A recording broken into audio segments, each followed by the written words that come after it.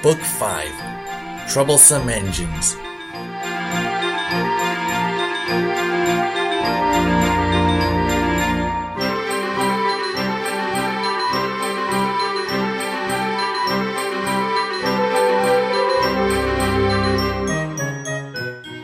Dear friends, news from the line has not been good.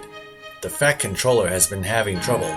A short while ago he gave Henry a coat of green paint, but as soon as he got his old color back again, Henry became conceited. Gordon and James too have been getting above themselves. I am very glad to say, however, that the Fat Controller has, quite kindly but very firmly, put them in their place, and the trains are running as usual. I hope you'll like meeting Percy. We shall be hearing more of him later. The offer.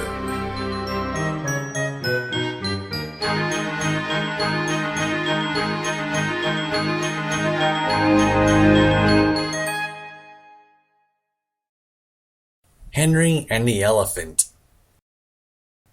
Henry and Gordon were lonely when Thomas left the yard to run his branch line. They missed him very much. They had more work to do. They couldn't wait in the shed till it was time and find their coaches at the platform. They had to fetch them, and they didn't like that. Edward sometimes did odd jobs, and so did James, but James soon started grumbling too. The Fat Controller kindly gave Henry and Gordon new coats of paint. Henry chose green, but they still grumbled dreadfully. We got no rust! We got no rust! You're lazy and slack! You're lazy and slack! But when a circus came to town, the engines forgot they were tired and cross.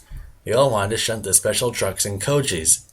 They were dreadfully jealous of James when the Fat Controller told them to pull the train when the circus went away. However, they soon forgot the animals as they had plenty of work to do. One morning, Henry was told to take some workmen to a tunnel which was blocked.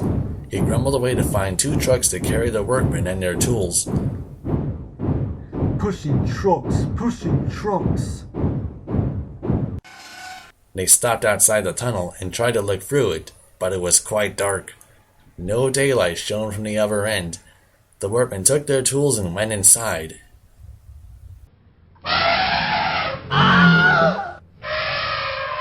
Suddenly, they all ran out looking frightened. We went to the block and started to dig, but it grunted and moved. What a load of rubbish. It's not rubbish. It's big and alive. We're not going in there again. All right then. I'll ride in the truck, and Henry shall push it out. Henry hated tunnels. He had been shut up in one once, but this was worse. Something big and alive was inside.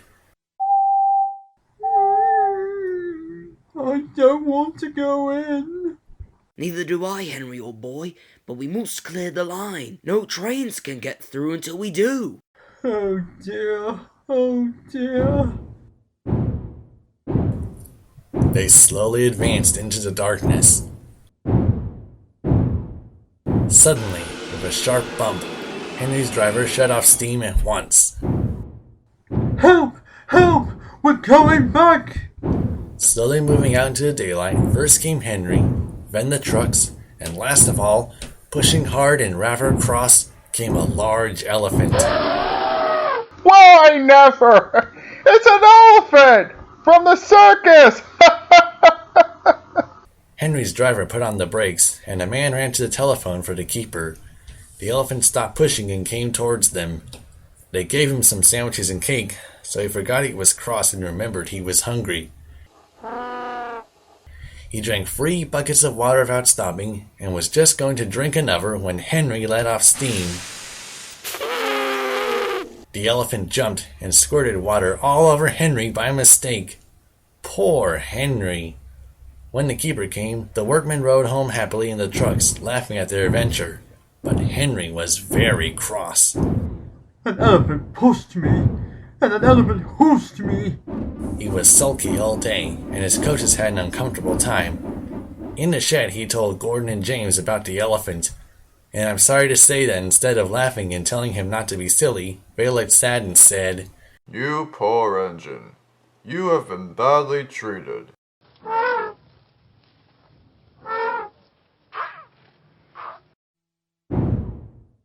Tenders and turntables. The big stations at both ends of the line each have a turntable. The Fat Controller had made them so that Edward, Henry, Gordon, and James can be turned around. It is dangerous for tender engines to go fast backwards. Tank engines like Thomas don't need turntables. They can go just as well backwards and forwards. But if you heard Gordon talking a short while ago, you would have thought that the Fat Controller had given him a tender just to show how important he was. You don't understand, little Thomas. We tender engines have a position to keep up. You haven't a tender, and that makes a difference. It doesn't matter where you go, but we are important, and for the Fat Controller to make us shunt trucks, fetch coaches, and go on some of those dirty sidings,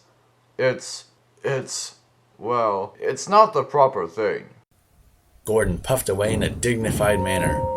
Thomas chuckled and went off with Annie and Clarabelle. Arrived at the terminus, Gordon waited until all the passengers had got out, and then, groaning and grumbling, he shunted the coaches to another platform. Disgraceful. Disgraceful. The turntable was in a windy place close to the sea. It was only just big enough for Gordon, and if he was not on it just right, he put it out of balance and made it difficult to turn. Today, Gordon was in a bad temper, and the wind was blowing fiercely. His driver tried to make him stop in the right place, but backwards and forwards they went. Gordon wasn't trying. At last, Gordon's driver gave it up. The fireman tried to turn the handle, but Gordon's weight and the strong wind prevented him. The driver, some plate layers, and the fireman all tried together, but it was no use. It's no good. Your tender upsets the balance. If you were a nice tank engine, you'd be alright. Now you'll have to pull the next train backwards. Gordon came to the platform. Come on, quick! Here's a new tank engine!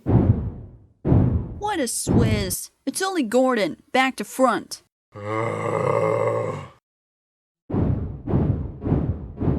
Gordon. Flying tank engines, I see. You're a sensible engineer. Take my advice. Scrap your tender and have a nice bunker like me. Gordon snorted but didn't answer. Even James laughed when he saw him. Take care. You might stick too. No fear. I'm not as fat as you. Mustn't stick. James stopped on just the right place to balance the turntable. It could now swing easily. His fireman turned the handle, and James turned much too easily. The wind puffed him round like a top. He couldn't stop.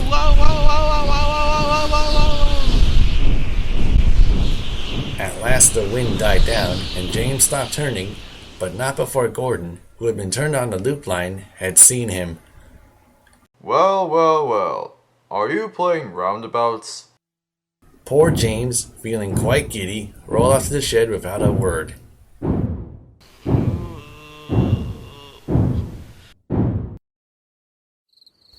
That night, the three engines held an indignation meeting. It's shameful to treat tender engines like this. Henry gets hooshed by elephants. Gordon has to go backwards and people think he's a tank engine. James spins round like a top and everyone laughs at us. And added to that, the Fat Controller makes us shunt in Dirty sidings. Ugh.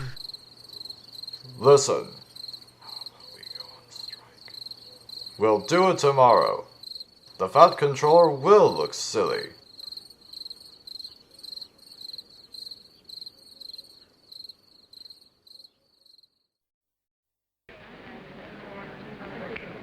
Trouble in the shed. The Fat Controller sat in his office and listened. What a nuisance passengers are. How can I work with all this noise? The Stationmaster knocked and came in, looking worried. There's trouble in the shed, sir. Henry is sulking, there's no train, and the passengers are saying this is a bad railway. Indeed. We cannot allow that. Will you quieten the passengers, please? I will go and speak to Henry. He found Henry, Gordon, and James looking sulky. Come along, Henry. It's time your train was ready.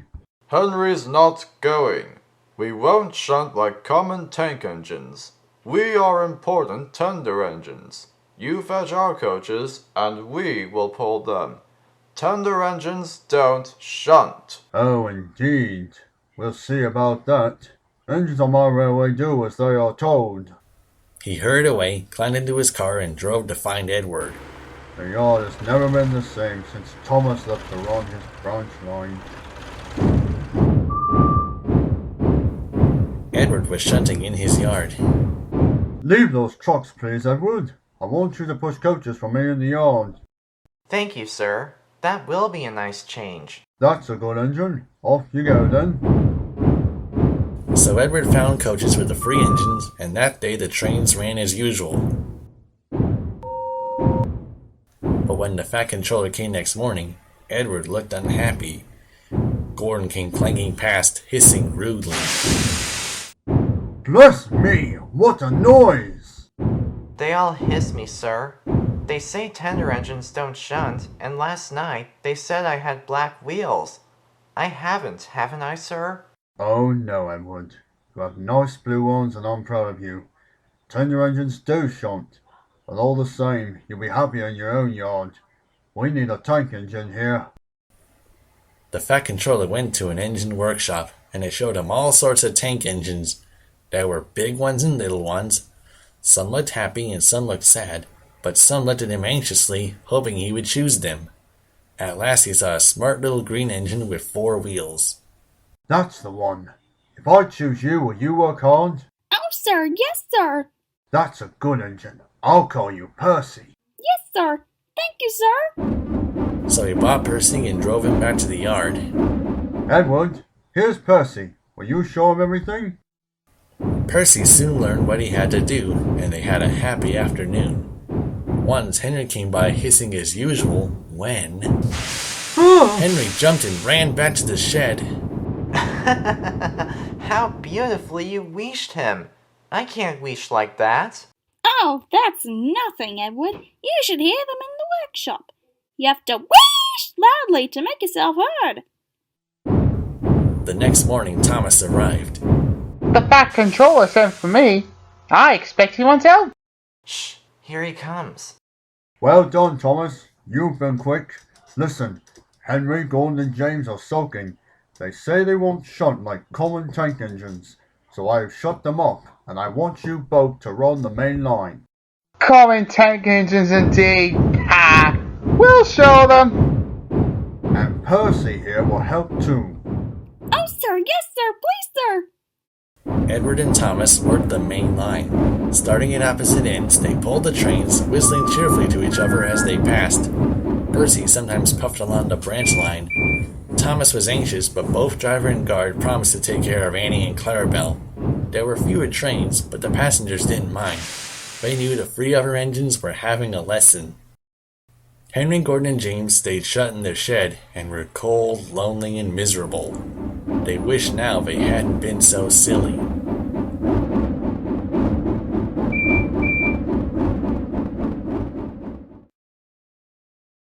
Percy runs away.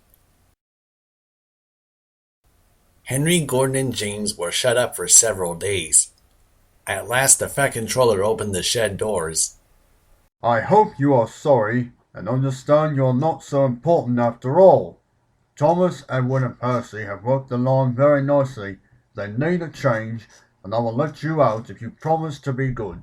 Yes, sir. We will. That's right. But please remember that this no shunting nonsense must stop.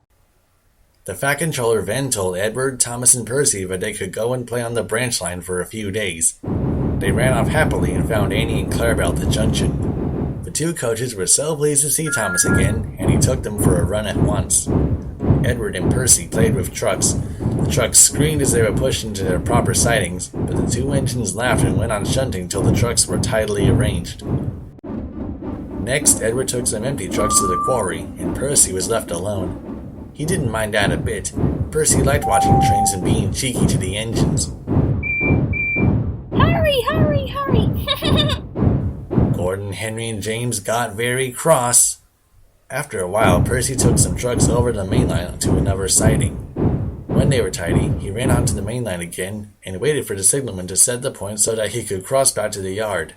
Edward had warned Percy, Be careful on the main line. Whistle to tell the signalman you're there. but Percy didn't remember to whistle.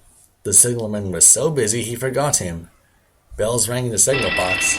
The man answered, saying the line was clear, and set the signals for the next train. Percy waited and waited. The points were still against him. He looked along the main line, and rushing straight towards him was Gordon with the express. Gordon's driver shut off steam and applied the brakes while Percy's driver turned on full steam. Back, Percy, back! But Percy's wheels wouldn't turn quickly. Gordon was coming in so fast that it seemed he wouldn't stop. With shut eyes, Percy waited for the crash. His driver and fireman jumped out. Ah! Get out of my way! Percy opened his eyes. Gordon had stopped with Percy's buffers a few inches from his own, but Percy had begun to move. I won't stay here! I'll run away! He was soon clear of the station and running as fast as he could. He went through Edward Station and was so frightened that he ran right up Gordon's hill without stopping. He was tired then and wanted to stop, but he couldn't. He had no driver to shut off steam and apply the brakes. I shall have to run till my wheels wear out. Oh dear, oh dear, I want to stop, I want to stop! I know just what you want, little Percy. The signalman set the points, and Percy puffed wearily onto a nice empty siding ending in a big bank of earth. Percy was too tired now to care where he went. I want to stop. I want to stop. I have stopped. Never mind, Percy. You shall have a drink and some coal, and then you'll feel better. Well done, Percy. You started so quickly that you stopped a nasty accident. I'm sorry I was cheeky. You were clever to stop. Percy now works in the yard and finds coaches for the trains. He's still cheeky because he's that sort of engine, but he's always most careful when he goes on the main line.